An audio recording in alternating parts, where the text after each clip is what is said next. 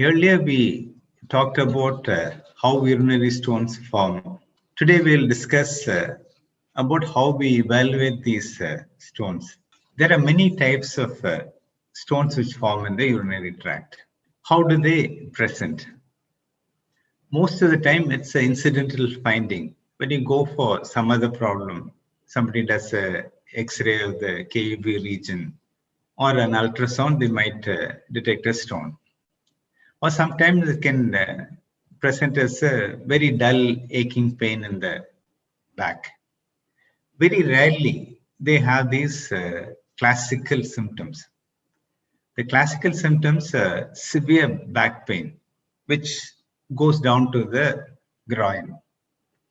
And it can be accompanied by severe nausea, vomiting, and so on.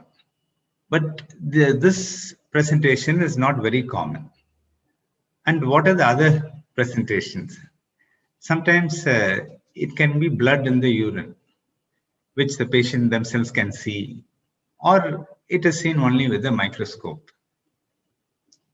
And also it can present with other urinary symptoms like burning pale while passing urine or increased frequency of urine, which is more noticeable in the night first. And later on, it can be during the daytime also. And what are the tests which are possible in the rural areas?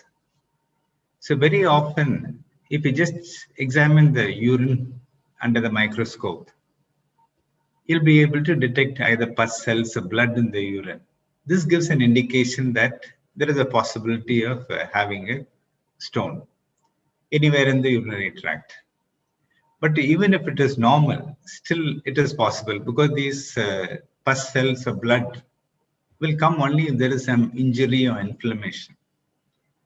The most important investigation is the X-ray, what is called plain X-ray of the abdomen or KUB.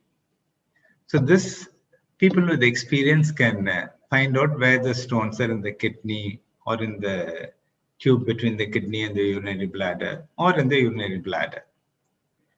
But then this comes only with experience. An ultrasound is another investigation. If places which do not have X-ray, if they do an ultrasound, they'll be able to find out whether stones are there.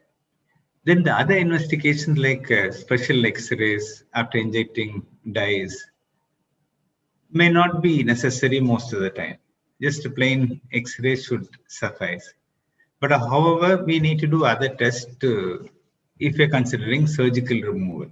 Even if it is a minor surgery because we're giving anesthesia, certain tests need to be done to make sure everything is all right before we give anesthesia.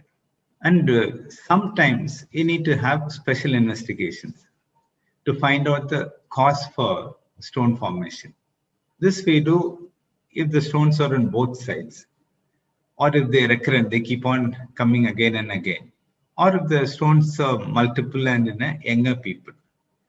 So this may be because there is some abnormality in the body which leads to these stone formations.